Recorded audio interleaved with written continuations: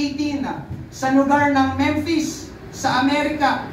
Isang pamilya, ang tatay, nanay at anak ay nasa loob ng kanilang sasakyan, nakapark sa tabi ng tinatawag na Wolf River Harbor. Sila ay nag-uusap-usap kung saan sila kakain ng kanilang tanghalian.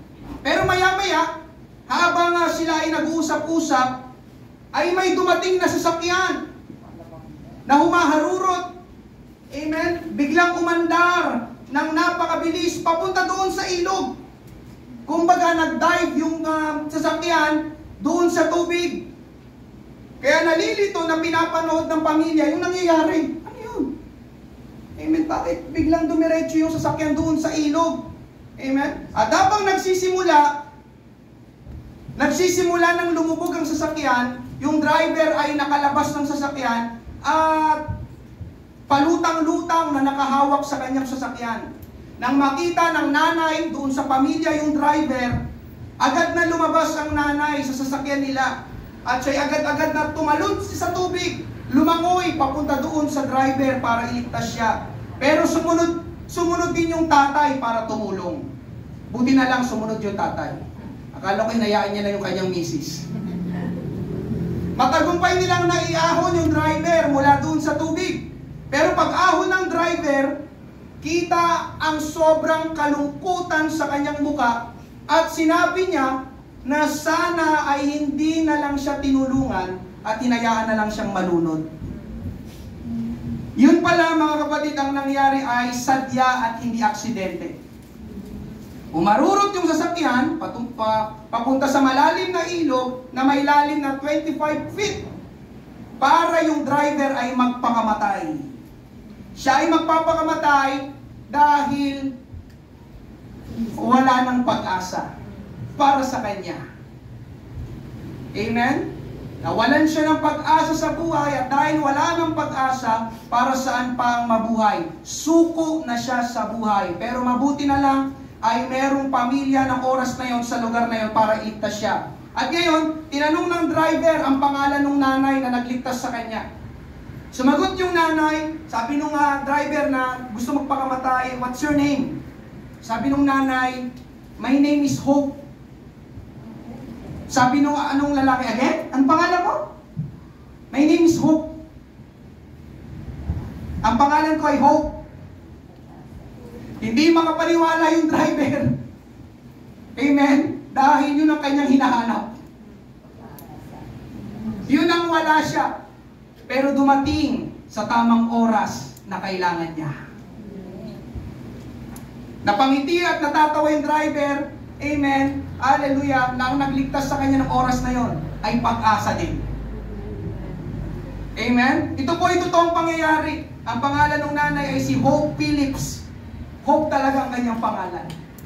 Amen? So alam talaga ng Diyos ang pangangailangan talaga ng bawat isa. Diba? Parang nakakatuwa. Wala na akong pag-asa. Dumating yung nanay, pangalan niya Hope. Amen? Maya-maya, dumating ng mga pulis at rescue team para dalhin yung driver sa ospital. At bago maghiwalay yung pamilya at yung driver, nagpasalamat yung driver. At siya ay nagsabi, sabi ng driver na gusto na magpakamatay, "There is always hope." Sabi ng driver, "There is always hope." Sa Tagalog, palaging merong pag-asa. At yun po ang aking ipapangaral ngayong umaga, there is always hope. Amen? Ephesians chapter 2, verses 11 to 13. Kaya nga, alalahanin ninyo na noong una, kayo'y mga hentil sa laman, tinatawag na di tuli, ng mga tinatawag na tuli sa laman na ginawa ng mga kamay ng tao, na ng panahong iyon, kayo ay walang Kristo. Hiwalay sa pagiging mamamayan ng Israel at mga dayuhan sa mga tipan ng pangako. Walang pag-asa at walang Diyos sa sanlibutan. Subalit ngayon, ay na kay Kristo Jesus kayo na nung una ay malayo, ay inilapit sa pamamagitan ng dugo ni Kristo. Amen. Tayo po'y manalangin. Panginoon, marami pong salamat, O Diyos, sa umagang ito. Hindi ko po alam eksakto, Panginoon, ang mga kalagayan, sitwasyon na kinakaharap ng iyong mga anak na dinako mo sa lugar na ito. Ikaw ang nakakaalam mo, Diyos. Gamitin mo akong instrumento, Panginoon. Pahiran mo ako, ang iyong anointing, Panginoon, ang iyong anointing sa pangangaral ng iyong salita. Panginoong Diyos, maunawaan ng bawat isa. Lalabas kami, Panginoon, sa lugar na ito, Panginoong Diyos. Dala-dala namin, Panginoon, ang mga katotohanan na ito. There is always hope. Laging merong pag-asa, Panginoon. Ito po ang aming panalangin sa pangalan ni Jesus. Lahat ay magsabi ng Amen. Palakpakan natin ang ating Panginoon. Praise God. Una po natin pag-usapan, mga kapatid, hopelessness. Amen. Ngayong umaga, mga kapatid, may aaminin ako sa inyo. Alam nyo, mga kapatid, ang paksa na ito ay na-overlook ko. Ibig sabihin ng overlook, nababaliwala ko, na isasantabi ko, hindi ko gaano pinapansin. Dahil para sa akin, mga kapatid, maliit na bagay, maliit na usapin lang ang pag-asa. Pero nagkamali ako. Mingi ako ng tawad sa Panginoon at patawarin niyo din po ako. Amen. Kasi para bang pag-asa, amen, parang minsan, parang ang boring, di ba? Alam na namin niya, pastor, di ba? Parang gano'n, parang wala akong gana. Pero alam niyo, mga kapatid, nagawa ko ang pangangaral na ito, amen, hallelujah, dahil buhay pala ang nakataya kapag ang tao nawala ng pag-asa. Na-overlook ko.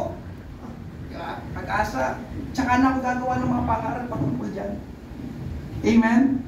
Hanggang, mga kapatid, sa may makausap ako noong nakaraang linggo. Pagtapos ng church service, pagkamay ko sa kanya, parang hindi ko alam na nangungusap ang Panginoon sa akin, siya'y nakayuko, pinipilit na ngumiti, at malalim ang iniisip. Kaya nadama ko na merong mali. At may problema ang ating kapatid na yon. Kaya nagsabi ako sa kanya na palagi kong sinasabi paulit-ulit, mabuti ang Panginoon. Tumungo siya, oo, mabuti ang Panginoon. Tapos sinundan ko pa, sinabi ko, sa Diyos may pag-asa. Pero alam niyo, sinagot niya sa akin, hihintayin ko yung pag-asa na yan. Ngayon ako nakarinig na gano'n sa buong buhay ko. Hihintayin ko yung pag-asa na yan. Hihintayin ko yung pag-asa na yan. Kaya noong oras na yon, amen, inudyokan ako ng Panginoon, ipanalangin mo siya. Amen? Hallelujah. Ngayong umaga, mga kapatid, malinaw na ang tao na yon, ayon sa kanyang sinabi, walang pag-asa. Hopeless. Amen? Ibig sabihin, wala sa kanyang pag-asa. Hindi niya maramdaman ang pag-asa. So ito ang katotohanan ngayong umaga na paminsan, na-overlook din ng iba sa atin. Hindi lang ako. Meron palang mga tao na talagang nawawala ng pag-asa. Amen? Sabi ko, grabe itong taong ito. Talagang matindi ang pangangailangan na ito. Hallelujah. Katunayan, hallelujah, nagkwento din sa akin yung kanyang misis. Sabi nung kanyang misis na yung nakamayan ko na yon, na tatay, na sabi niya ng ganitong pananalita, ang sinabi niya ay, mabilis lang to. Isang kalabit lang ito ng gatilyo. Piruin nyo, may mga taong nakakapagsabi ng ganon. Mabilis lang to. Isang kalabit lang to ng gatilyo. So totoo, mga kapatid, hindi tayo minsan aware, pero may mga tao pala na talagang nawawala na sila ng pag-asa. Ngayong umaga, mga kapatid, amen? Meron ba dito na ikaw ay nawawalan din ng pag-asa? O nawawalan na ng pag-asa? Amen? Hallelujah. Kaya ngayong umaga, mga kapatid, mangaral po ako, there is always hope. Meron ako nabasang article, ito ay noong nakaraang taon lang, sabi dito, every year, the International Association for Suicide Prevention and the World Health Organization, Tagalogin na lang po natin, nagtutulungan daw itong mga organisasyon na ito para tumugon sa kritikal na pandaigdigang issue sa kalusugan na nakakaapekto sa pamilya, individual at komunidad sa buong mundo. Ang pag-iwas sa pagpapakamatay ay kinakailangan lalo na sa Pilipinas. Ayon daw sa kanilang statistics, marami daw mga Pilipino ang nagpapakamatay. At naniniwala ko hindi lang sa Pilipinas, kundi meron din sa ibang bansa. Amen? Hallelujah. Sabi pa doon, a recent study reports that in the Philippines, there was an average of 40 deaths by suicide every month. Buwan-buwan daw, merong mga nagpapakamatay na hanggang 40 tao. 40 people kinikiti lang kanilang buhay every month. So 40 times 12, ilan yun? Kayo na lang po sumagot. Amen? Sa 400, 480. Amen, na mga tao ang nagpapakamatay. Ito ay ginawa nila noong 2023. So meron talagang mga nagpapakamatay at ang sabi ay tumataas pa ang kanilang bilang. At naniniwala ako mga kapatid na isa sa pangunahing dahilan ay kawalan ng pag-asa. Meron nga quote, sabi doon, amen, we can live 40 days without food, 8 days without water, 4 minutes without air, but only a few seconds without hope. Kaya ito mabuhay ng tao ng hanggang 40 days na walang kinakain. 8 araw na walang iniinom. 4 na minuto na hindi siya hihinga. Pero ilang segundo lang ay tatagal niya kapag siya'y nawala ng pag-asa. Nakuha niyo po mga kapatid? Amen. Kaya naniniwala ko ngayong umaga, napakahalaga ng pag-asa. Naniniwala din ba kayo? Amen. Bakit? Dahil kayang patayin ng tao ang kanyang sarili kapag nawawala na siya ng pag-asa. So, ibig sabihin mga kapatid, maraming buhay ang nasasayang dahil sa kawalan ng pag-asa. At nais kong malaman ng bawat isa na kahit sino ngayong umaga, pwedeng dapuan ang kawalan ng pag-asa. Walang immune, walang exempted. Ikaw ngayon na nakaupo dyan sa iyong kinaupuan, hindi natin masasabi mga kapatid ang mangyayari bukas sa mga susunod na buwan, pero bawat isa sa atin pwedeng dapuan ng kawalan ng pag-asa. Amen. At marami pong dahilan kung bakit ang tao ay nawawala ng pag-asa. Isa na rito yung hindi nangyaring inaasahan. Lahat tayo dito may inaasahan. Amen po ba? Amen. Kapag ako nagtayo ng negosyo, umaasa ako na lalaki ang aking negosyo. Umaasa ka. Amen po ba? Kaya lang 5 taon na, hindi pa rin lumalaki ang iyong negosyo. Kaya magsisimula ka na ngayong mawala ng pag-asa at mapapatanong sa iyong sarili, itutuloy ko pa ba ito?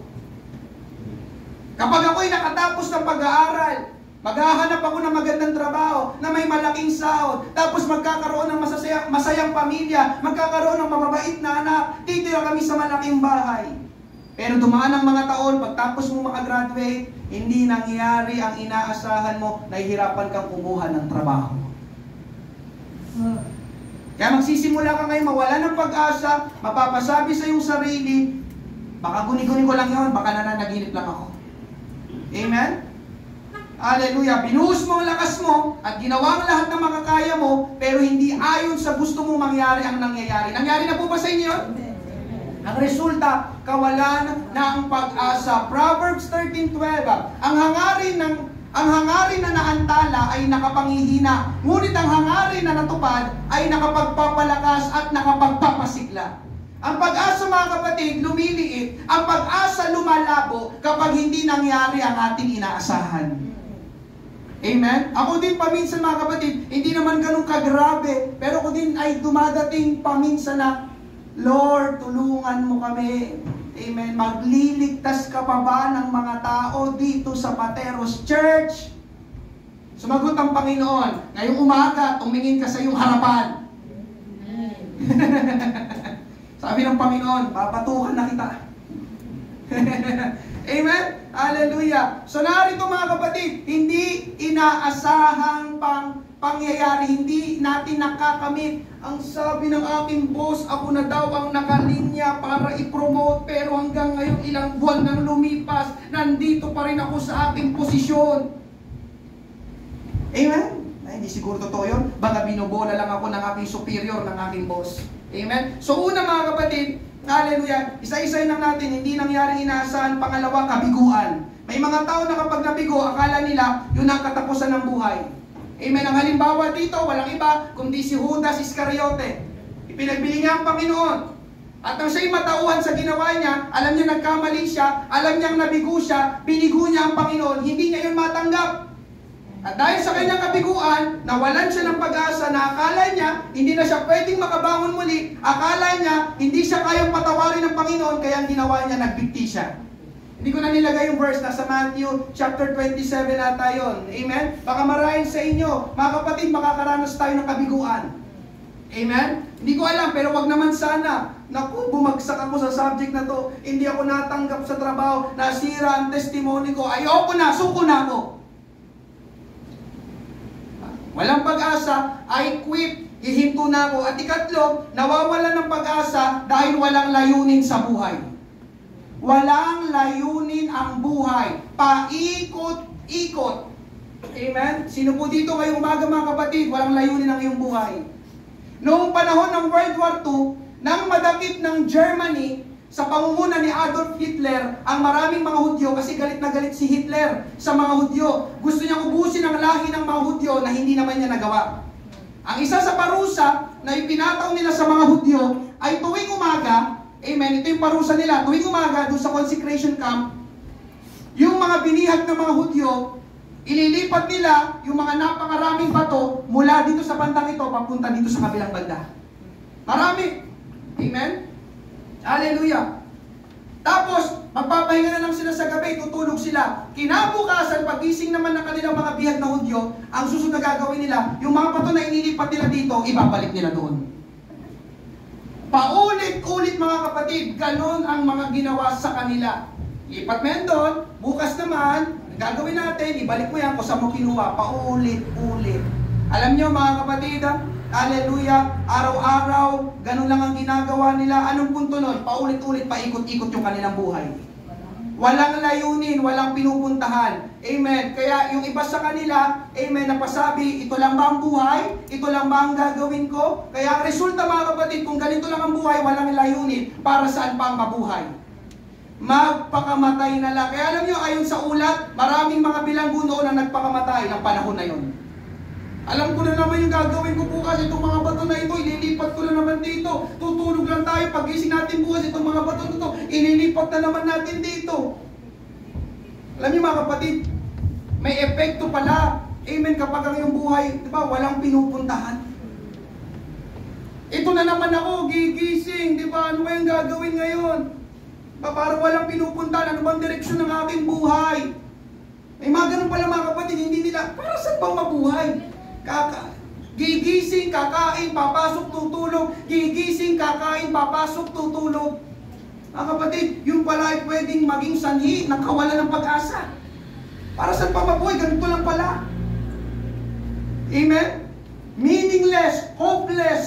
Kaya ngayong umaga mga kapatid, maraming tao ang nalalagay sa sitwasyon ng kawalang pag-asa. Hindi nila unawa at ramdam ang salitang pag-asa. Para sa kanila, ang pag-asa ay kahibangan o imahinasyon lang. Amen? Kaya alam niyo mga kapatid, nung ako'y nag-aaral ng high school, meron kaming tinatalakay sa English subject tungkol sa Greek mythology. Sila yung mga naniniwala sa maraming Diyos o gumagawa sila ng kanilang mga Diyos. Tinignan ko ulit yung listahan ng kanilang mga Diyos. Nakita ko meron silang Diyos ng hangin, Diyos ng musika, ilaw, digmaan, oras, kadiliman, dagat, patay, apoy, tulog at marami pang mga iba. Kaya lang ang napansin ko mga kapatid, wala silang Diyos ng pag-asa.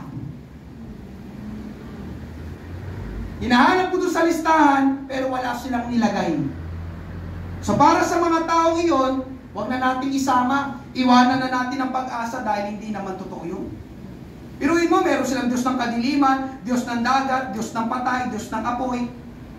Pero pagdating sa Diyos ng pag-asa, ano yun? Hindi ko alam yung salitang yun, pag-asa, ano yun? Amen? Sa madaling sabi mga kapatid, they are hopeless, walang pag-asa. Subalit ngayong umaga mga kapatid, hallelujah, simple ang pangangaral ng salita na ito, pero nais tayong kausapin ng Panginoon ngayong umaga. Siningit ko lang ito, amen? Ayoko ma-overlook, Panginoon, ayoko gumawa ng mga ganyang preaching, alam na namin yan.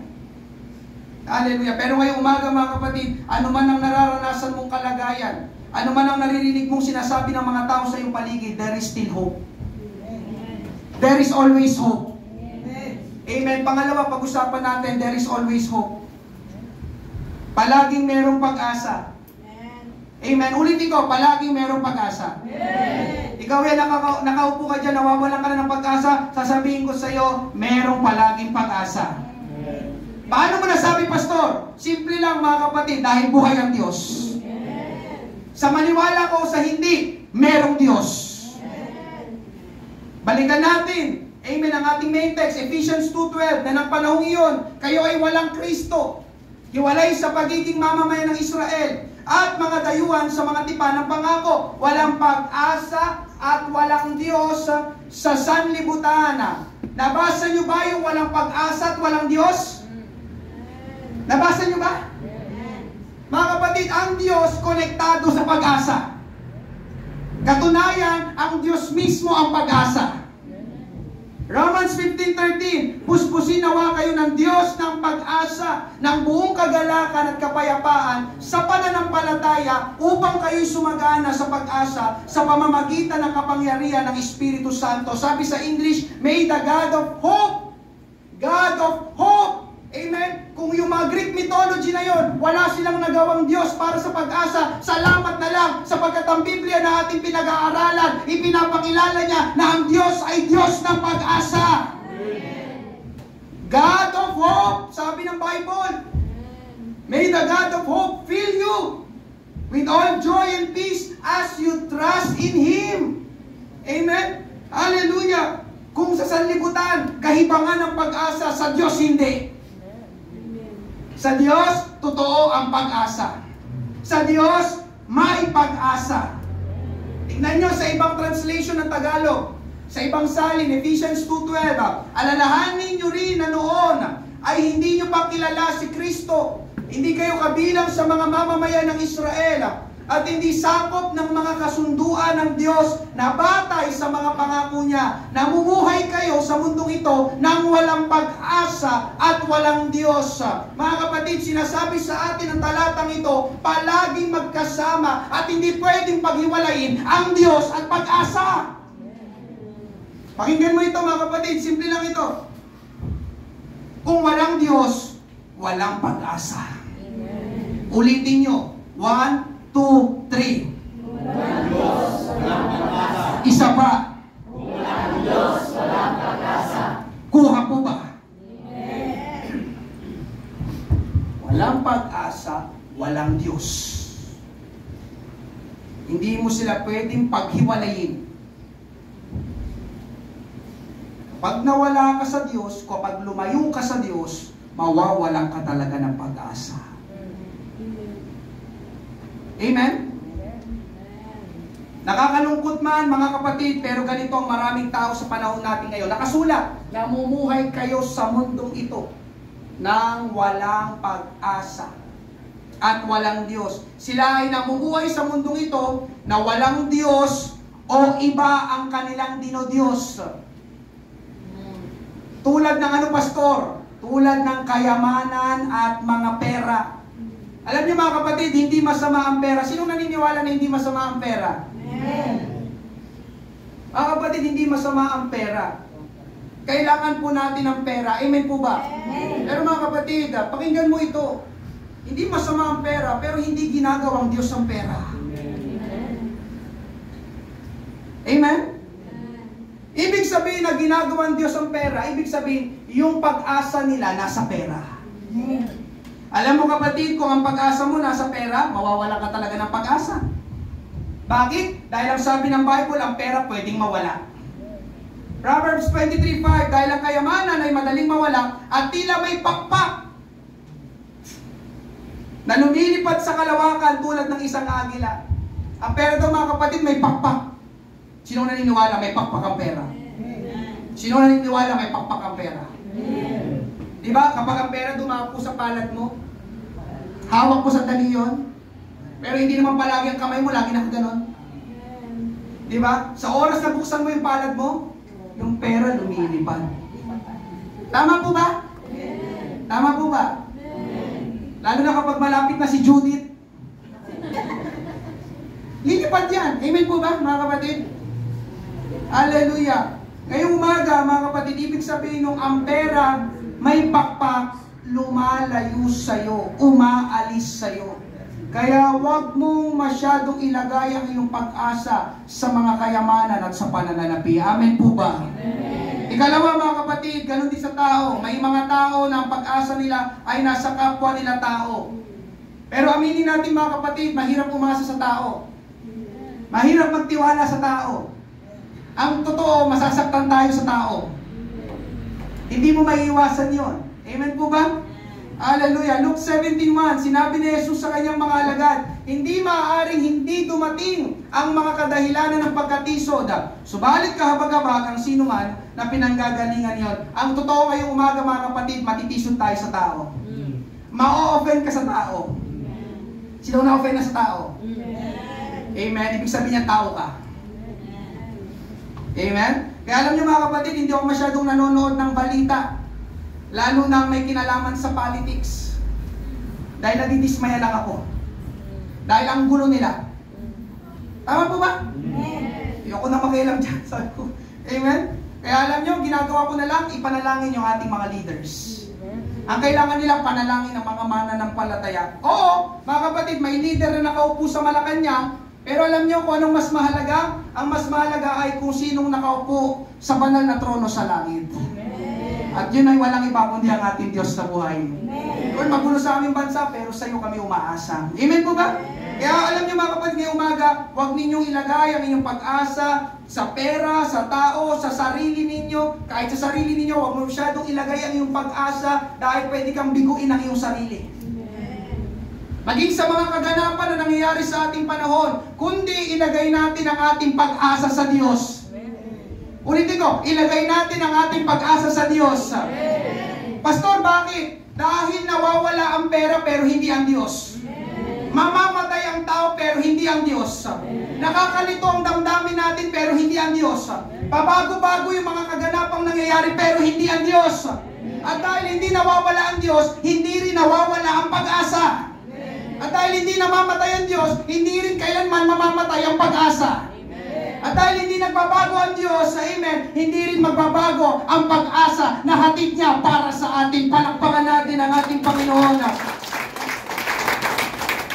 Kaya alam niyo mga kapatid, ang katotohanan ngayong umaga, palaging may pag-asa. Dahil palaging nandyan ang Diyos. There is always hope. Amen? Kaya alam niyo mga kapatid, yung mga nawawala ng pag-asa na nagpapakamatay, I believe, wala silang Diyos. Oo, sinasabi nilang may Diyos sila, pero ang totoo nun, hindi talaga nila kilala kung sino ang Diyos. Dahil kung kilala nila ang Diyos na pinapangaral dito sa Potter's House, amen, mga kapatid, hallelujah, ang Diyos ng langit na mabuti, puno ng habag at biyaya, di nila papatayin ang kanilang sarili. Amen po ba? Kaya nga diba sinabi ko ito nung nakaraang linggo, amen, nakakalungkot yung mga nagpapakamatay, amen, tinatapos yung kanilang buhay, hindi man lang nila binigyan ng pagkakataon ng Diyos na magpakilala at kumilos sa kanilang buhay. Amen. Kaya ngayong umaga mga kapatid, salamat dahil may Bible. Amen. Ngayong umaga mga kapatid, hallelujah, hindi lang basta sinabi na umasa sa Diyos. Ang tanong, sinong Diyos? In-specific po ng Bible, basahin natin. Ephesians 2, verse 12 to 13. Na ng panahong iyon, kayo ay walang Kristo.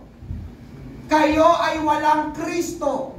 Si Jesus, iwalay sa pagiging mamamayan ng Israel, mga dayuhan sa mga tipan ng pangako, walang pag-asa at walang Diyos sa sanlibutan. Subalit ngayon, ay na kay Kristo Jesus. Kayo na noong una ay malayo, ay inilapit sa pamamagitan ng dugo ni Kristo. Amen. Mga kapatid, ito po ang totoo ngayong umaga. Tayong lahat tayo dito, tayong lahat noon walang pag-asa. Amen. Nang wala pa tayo kay Jesus. Amen. So ngayong umaga mga kapatid, si Kristo, si Jesus pala ang ating pag-asa na naglapit sa atin sa Diyos sa pamamagitan ng kanyang banal na dugo. Amen. Mga kapatid, ito'y larawan natin. Tayo noon, wala tayong pag-asa, namumuhay lang tayo para sa ating sarili. Marami sa atin, karamihan sa atin, alipin ng kasalanan. Karamihan sa atin, bulag sa katotohanan. In short, walang pag-asa. Hindi natin alam kung saan papunta ang buhay. Amen. Marami sa atin nun, gigising, ang hinahanap yung kanyang panabong na manok, ang kanyang hinahanap sa pwedeng makipag-inuman, ang hinahanap tindahan para makabili siya ng sigarilyo, hahanapin yung mga barkada, saan kaya kami tatambay, saan kaya kami makikipag-rumble, saan kaya kami makikipag-riot. Kita mo yung buhay mo dati? Amen po ba?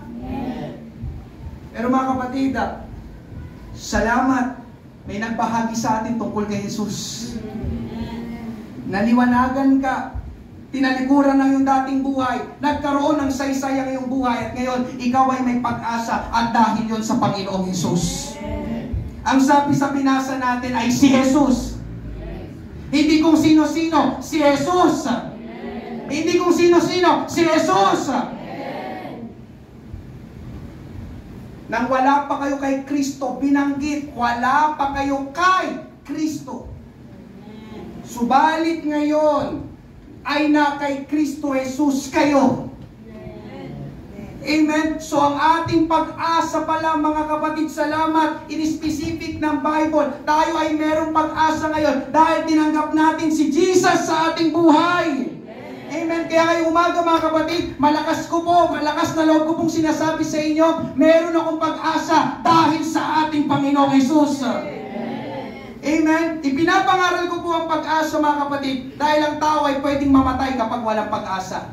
Ang pag-asa po ay parang angkla, anchor. Alam niyo po ba yung angkla? Sorry, hindi po ako nakapaglagay ng picture. Ay, parang pag ganon.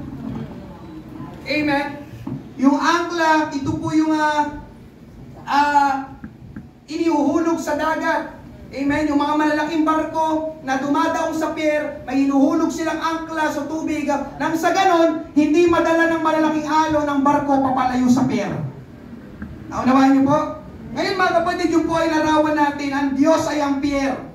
Ang barko ay tayo. Ang angkla ay pag-asa. Ang tubig ay mga problema at krisis. Kapag tayo ay inaalon at hinahampas ng malalaking problema at krisis, pwede tayong lumubog, pwede tayong masira, pwede tayong dalhin papalayo sa pier. Amen. Kaya ngayong umaga, mga kapatid, ang gawin natin ay ihulog natin ang angkla sa tamang paghuhulugan. Kanino? Kanino? Nang sa ganon ay hindi tayo madaling maagos papalayo ng malalaking alon. Alam niyo, mga kapatid, ang angkla ang magpapanatili sa ating kinalalagyan. Kung tayo naka-anchor kay Jesus, dumating man ang malalaking problema at krisis, yes, pwede tayong mauga. Ang mga barko, di ba? Pag yung malaki alon, nasa pier sila, pwede silang maalog. Amen? Pero hindi sila lumulubog at bibigay. Hindi sila madadala papalayo doon sa pier. Bakit? Dahil ang angkla mo, mga kapatid, ay matibay ang ating Panginoong Jesus. At dahil ang angkla natin ay naka Jesus, malapit pa rin tayo sa Diyos. Ang pier, ang Diyos, yung angkla, amen, pag-asa mo na yung ibinigay kay Jesus Christ. Kahit anong gawin ng mga alon, mga tubig, inaagos ka, amen, dinadala ka papalayo sa Panginoon, pero dahil ang angkla mo, ang ating Panginoon, palagi kanyang inilalapit sa Diyos sa pier. Hindi ka nalalayo sa pier yung barko. Nagets siya po ba, mga kapatid? Kaya ngayong umaga, mga kapatid, hallelujah, Hebrews chapter 6 verses 19 to 20, ang pag-asang ito ay matibay tulad ng angkla at ito'y nagbibigay kapanatagan sa buhay natin dahil umaabot ito sa pinakabanal na lugar kung saan nauna nang pumasok si Jesus para sa atin. Mga kapatid, ang angkla natin, ang ating pag-asa, ilagay mo kay Jesus. Darating yung mga malalaking alon, hahampasin ka ng malalaking alon, ikaw ay parang barko, pero kahit anong gawin nilang paghampas, di ba? Pwede yes, gumagalaw ka lang, umaalog ng konti, pero hindi kayo natutumba, amen, hindi kayong kung saan dinadala, kasi yung angkla mo, amen, nandun sa matibay na kanyang pinaglalagyan. Amen? Sabi nga dyan sa binasa, babasahin natin, hope is what holds you in place when everything else is moving around. Gumagalaw lahat sa paligid mo, amen? Pero kahit gumagalaw lahat sa paligid mo, amen, ang pag-asang magpapanatili sa iyong tamang kinalalagyan. Dito pa rin ako, umagot, parang ganon. Pero hindi ka natutumba, hindi ka, di ba? di ka lumulubog. Amen. Hallelujah. Alam niyo mga kapatid, ganito ang karanasan ni Pablo. Siya ang sumulat ng Ephesians. At siya din ang nagsulat ng Corinthians. Sabi niya, ang ganda na sinabi niya, 2 Corinthians 4:8-9. Sa aming pangangaral, ginigipit kami sa lahat ng paraan, pero hindi kami nalulupig. Kung minsan kami ay naguguluhan, pero hindi kami nawawala ng pag-asa. Maraming umuusig sa amin, ngunit hindi kami pinapabayaan ng Diyos. Kung minsan sinasaktan kami, ngunit hindi tuluyang napapatay. Biruin niyo mga kapatid, yung sinulat ni Apostol Pablo, sabi pa sa English, we have troubles all around us, but we are not defeated. We do not know what to do, but we do not give up the hope of living. We are persecuted, but God does not leave us. We are hurt sometimes, but we are not destroyed. Amen? Alam niyo mga kapatid kung bakit nasabi at naisulat ito ni Pablo? Dahil ang pag-asa niya nakaangkla kay Jesus Christ. Maraming beses siyang sinubok, sinaktan pa physically, iniwanan ng mga taong pinagkatiwalaan niya. Amen. Pero nandito mga kapatid, ang sabi niya, kung minsan ay naguguluhan kami, nasasaktan, pero hindi kami nawawalan ng pag-asa. Mga kapatid, ganun din tayo. Amen. Hallelujah. Sinong naniniwala na mahihirapan ka? Pwede kang mahirapan. Amen po ba? Pero mga kapatid, mahihirapan pero hindi susuko. Masasaktan pero hindi hihinto. Magkakaproblema pero hindi mawawala ng pag-asa. Bakit? Dahil ang ating pag-asa nakaangkla sa ating Panginoong Hesus. Na kahit ang kamatayan, hindi napigilan si Jesus, pati ang dyablo, hindi kinayang talunin si Jesus. Kaya alam niyo mga kapatid, si Jesus ang matibay na angkla. Kaya kay Jesus lang tayo makakaranas ng tunay na pag-asa. Alam niyo mga kapatid, ang tao, pakinggan mo ito, pwedeng may pera, pero walang pag-asa kapag wala siya kay Jesus. Nakakabalita ba kayo ng mga taong may pera pero nagpapakamatay pa rin? Kaya ang tao, kahit may pera pero pag wala siya kay Jesus, pwede siyang mawalan pa rin ng pag-asa. Ang tao pwedeng maging sikat pero walang pag-asa kung wala siya kay Jesus. Ang tao pwedeng nasa kanyang lahat ng bagay pero walang pag-asa kapag wala sa kanyang buhay ang Panginoong Jesus. Kaya alam niyo mga kapatid, ngayong umaga, amen, simple ang pangangaral na ito, amen, dalangin ko na ito'y tumimo talaga sa inyong puso, palaging may pag-asa. Amen? Hallelujah, ngayong umaga, Pastor, may pag-asa pa bang maligtas ang mahal ko sa buhay? Oo naman, ilapit mo kay Jesus. Pastor, may pag-asa pa bang mabago ang buhay ng aking asawa, ng aking anak, ng aming mga apo, ng aking mga kapatid? Oo naman, ilapit mo kay Jesus. Pastor, may pag-asa pa bang gumaling itong sakit ko? Oo naman, ilapit mo kay Jesus. Amen? Pastor, may pag-asa pa ba na maranasan kong pagpapala ng Panginoon? Oo naman, ilapit mo kay Jesus. Amen? Si Abraham sa Bible, mga kapatid, pinangakuan ng Diyos na siya'y magkakaroon ng anak. Amen? Dadami ang kanyang lahi, pero alam po natin ang kwento. Hindi kinabukasan, hindi sa isang linggo, hindi sa isang buwan, nangyari ang pinangako ng Diyos sa kanya. 25 years ang dumaan bago ipinanganak si Isaac. Ngayon ang tanong, kung ikaw ang nasa kalagayan ni Abraham, makakaya mo ba yung ganung katagal? Sabi ng Panginoon, pagpapalain niya ako. Sabi ng Panginoon, ililigtas niyo yung aking pamilya. Sabi ng Panginoon, pagagalingin niya ako sa sakit na ito. Sabi ng Panginoon, siya ay Diyos na increase ng promotion. 3 taon na, 5 taon na, 10 taon na. Nasaan?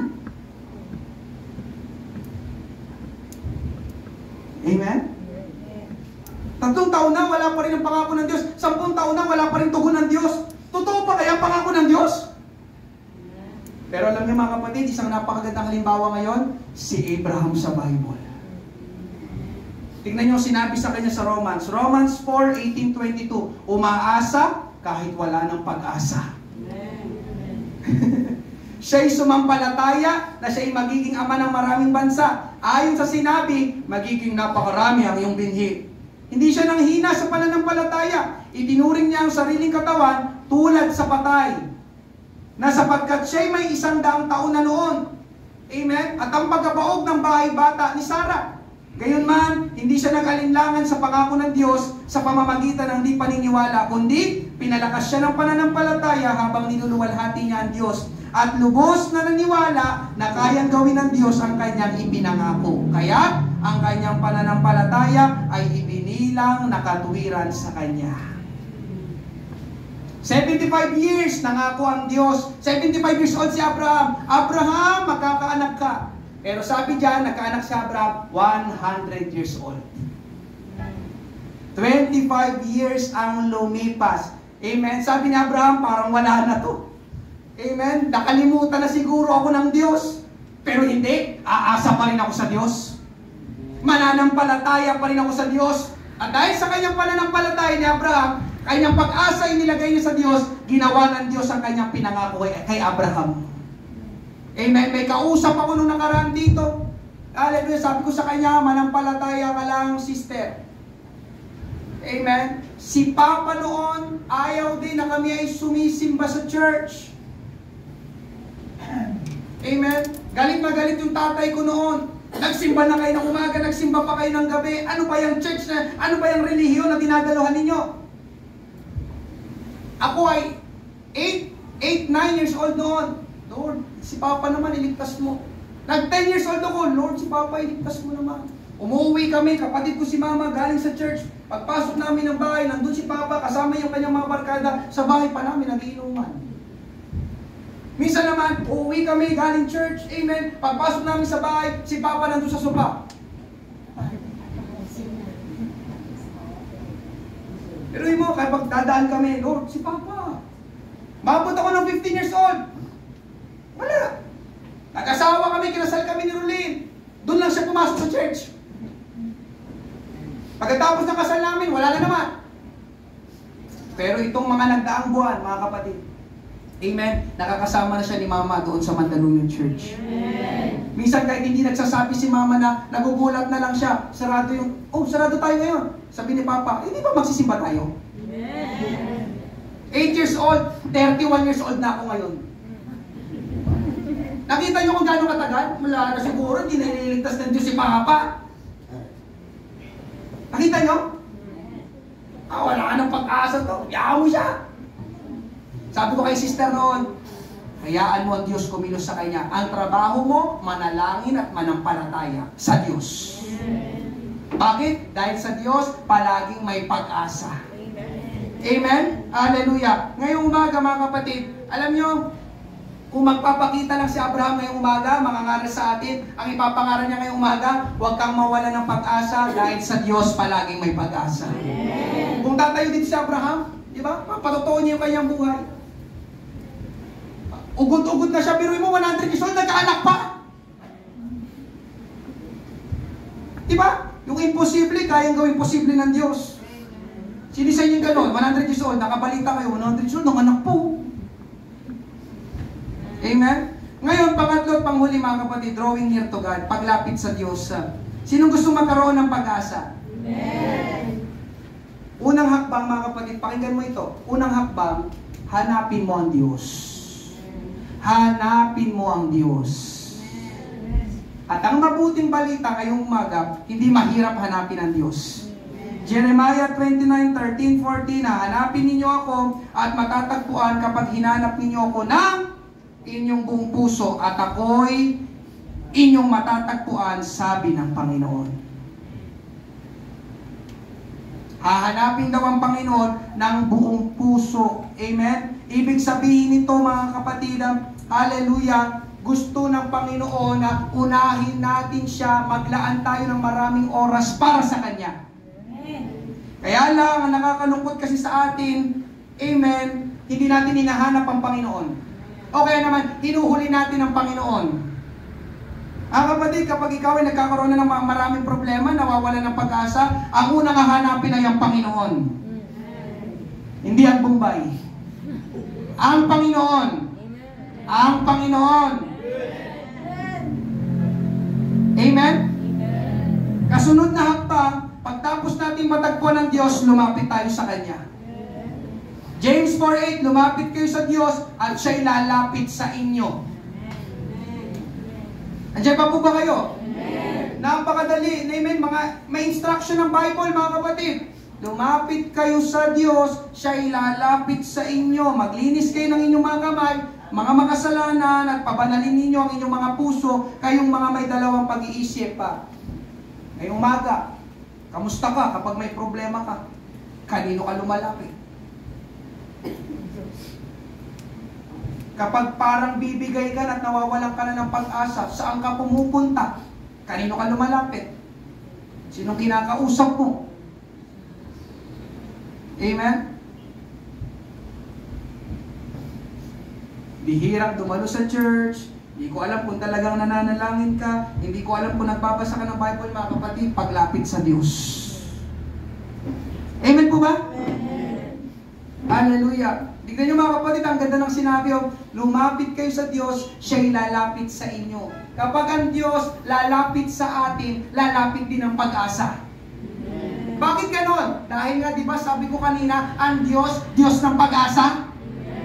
Kaya kapag ang Diyos lumapit sa'yo, lalapit din ang pag-asa. Amen po ba? Amen. Pero bago yon, ikaw muna ang dapat lumapit sa Diyos. Amen. Lumapit kayo sa Diyos, tsaka siya lalapit sa inyo. Amen po ba? Amen po ba? Amen. Hallelujah. Pagkatapos ngayong umaga mga kapatid, alam mo kung bakit ka nahihirapan? Alam mo kung bakit ka nawawala ng pag-asa? Ang sagot mga kapatid, dahil ipinagpipilitan mo pa rin ang plano mo na hindi plano ng Diyos. Ipinagpipilitan mo pa rin ang paraan mo na hindi paraan ng Diyos. Kaya ang resulta, hindi maganda. At dahil hindi magandang resulta, nawawalan ka tuloy ng pag-asa. Kasi paraan mo, hindi paraan ng Diyos eh. Plano mo, hindi plano ng Diyos. Kapag ipinipwersa mo yung plano mo na hindi plano ng Diyos, paraan mo na hindi paraan ng Diyos, amen, magkakaproblema ka talaga. Masasaktan ka talaga. Mabibigo ka talaga. Alam mo kung bakit hindi nga yun ang plano at paraan ng Diyos eh. Amen po ba? Amen. Tuloy. Ruko na nga, ba't ganun? Hindi nagkakaigi. Bakit ganito? Ano ba namang, nakakapagsabi ka tuloy ng ganun, ano ba namang buhay to? Amen? Ngayong umaga mga kapatid, subukan mo ang Diyos. Subukan mo ang Diyos. Piliin mo ang plano at paraan ng Diyos. Lumapit ka sa Diyos. Amen? Alam niyo, ibig sabihin ng lumapit ka sa Diyos, hindi lang lumapit ka, oh, pastor, lumapit na ako. No. Ibig sabihin ng lumapit ka sa Diyos, listen, panghuli na ito. Amen? Ibig sabihin ng lumapit ka sa Diyos, isinusuko mo yung plano at paraan mo sa plano at paraan ng Diyos. Lord, nandito na ako. Sabi ng Panginoon, ano ngayon? Lord, ito yung plano ko, ito yung paraan ko. Hindi ko na talaga alam ang gagawin. Panginoon, yung plano at paraan mo na pakiusap. Hindi lang lumapit na. Ito na. Lord, ito na. Alam mo mga kapatid, kung bakit gusto ng Diyos isuko mo, yung mga plano mo at paraan mo, amen? Dahil ang plano ng Diyos ang palaging pinakamabuti. Yung plano mo, pwede ka masaktan, pwede ka mabigo, pero ang plano ng Diyos, amen, alam niya kung anong makakabuti sa iyo. Kaya huwag mong ipagpilitan, huwag mong puwersahin. Amen? Mawawalan ka talaga ng pag-asa. Amen? Ngayong umaga mga kapatid, there is always hope. There is always hope. Amen. Lalabas tayo ngayong umaga, punong-puno ng pag-asa. Amen. Bakit? Dahil may Diyos ka. Amen. May Diyos ka. Amen. Anong pangalan niya?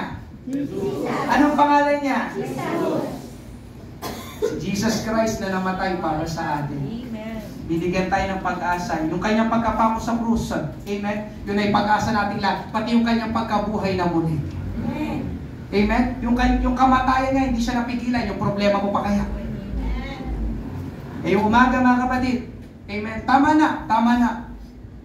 Lumapit ka na sa Diyos. Na Diyos ng pag-asa. Amen? Magsiyukot tayo ngayong umaga. Hallelujah. There is always hope. There is always hope.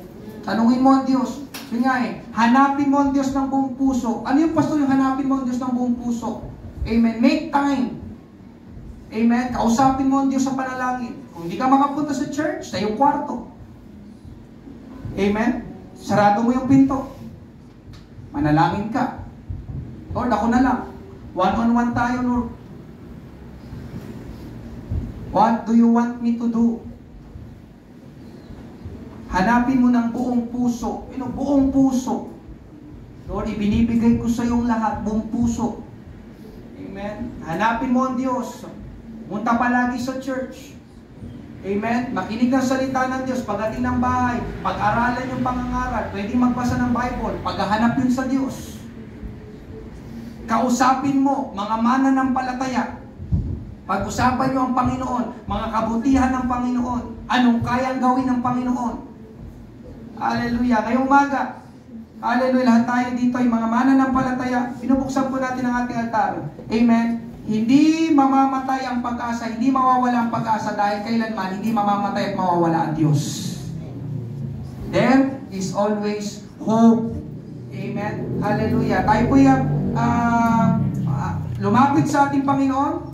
Amen. Sa ating altar call, habang inawit natin, I speak Jesus. Lord, tulungan mo, Panginoon Diyos. Meron ka, Panginoon, sa lugar na ito, na mga tao, Panginoon Diyos, na paminsan, Panginoon, talagang sinusubo kami, O Diyos, ng buhay. Di namin paminsan na lang, Panginoon, ang mga nangyayari. Naguguluhan, nalilito kami, Panginoon. Nasasaktan kami, Panginoon Diyos. Tulungan mo kami, Lord, na para ba gusto na naming bumigay, sumuko. Pero Panginoon, tulungan mo kami na ang aming angkla, ang aming pag-asa, aming ilagay sa iyo, Panginoong Hesus. Ikaw ang aming matibay na angkor. Panginoon Diyos, ano man ang nangyayari sa aming kapaligiran, hallelujah, hindi kami basta-basta mauuga, O Diyos. Hallelujah. Lord, hindi kami basta-basta, O Diyos, na malulunod, Panginoon. Hallelujah, ng mga problema at mga pagsubok. There is always hope, Lord God. Hallelujah, Panginoon. Lord, tulungan mo, O Diyos, nawawalan na ako ng pag-asa. Lord, na maligtas pa ang aking mahal sa buhay. Mabago pa ang kanilang buhay. Ang sakit ko na ito, Panginoon Diyos, inilalapit ko sa iyo. Panginoon, patungkol sa trabaho, patungkol sa pag-aaral, Panginoon. Tulungan mo ako, Diyos. Hallelujah. Lord, make yourself real to me. Make yourself real to me right now.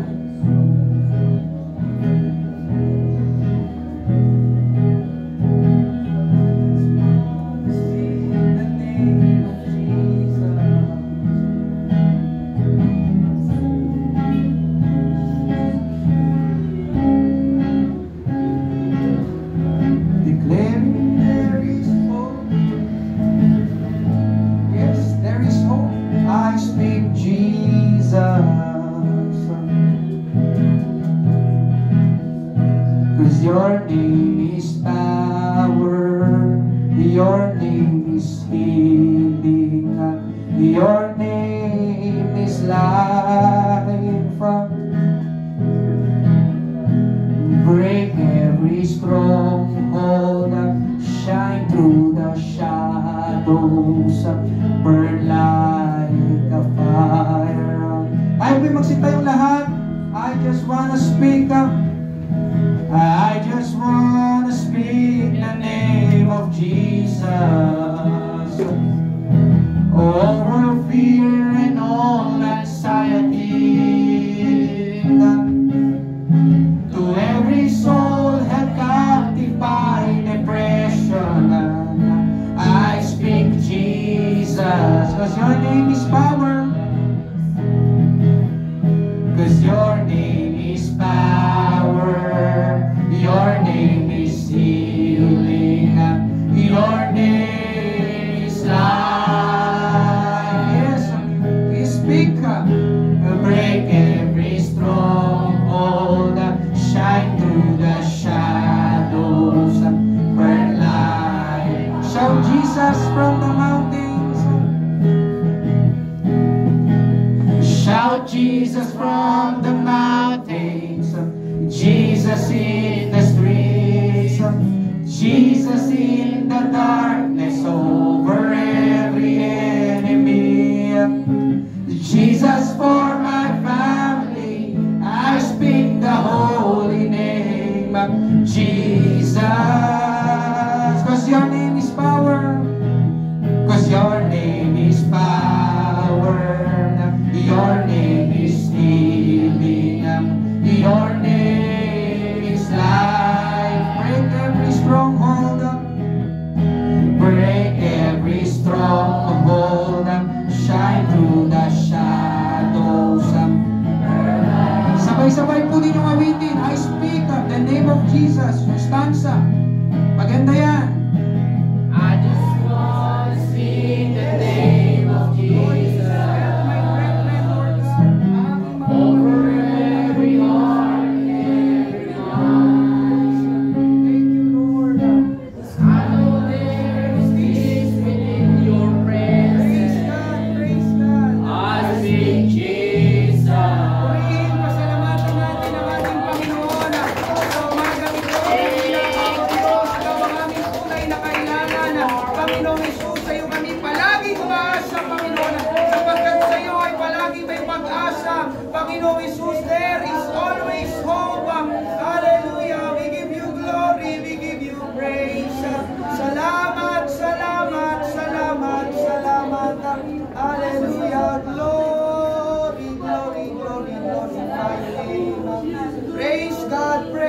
God, praise God. There is hope, there is freedom in you, Lord Jesus. Yondororobobobo sandaramamamamama. Yanderebesikandaramamamamama. Glory, glory, glorify your name. Salamat, Panginoon Jesus. Hallelujah. We give you glory. Thank you, Lord. There is always hope, Lord. Hallelujah, Panginoon. Maraming po salamat. Maraming po salamat. Hallelujah. Hallelujah. Praise God. Thank you, Jesus. Glorify your name. Salamat.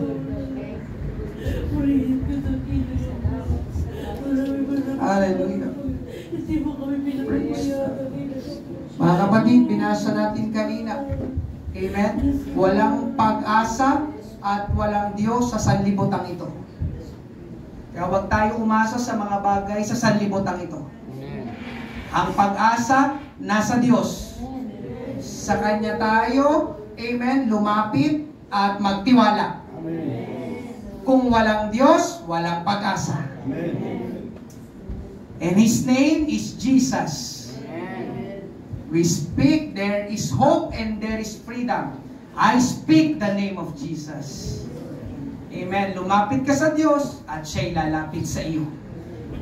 Gusto kong sabihin sa inyo, hindi nagbabago ang Panginoon, mabuti ang Panginoon. Mabuti ang Diyos. Amen. Siya'y punong-puno ng pag-asa, hindi siya nawawalan. Kailangan lang natin lumapit sa Kanya at hanapin siya sa ating buhay. Amen. Hallelujah. Mga kapatid, hindi mawawala ang pag-asa kailanman dahil hindi rin mawawala ang Diyos kailanman. Ayun, napakaganda. Amen. Mawawala tayo pero hindi ang Diyos. Kaya lagi kang lalapit sa ating Panginoon. Amen. There is always hope.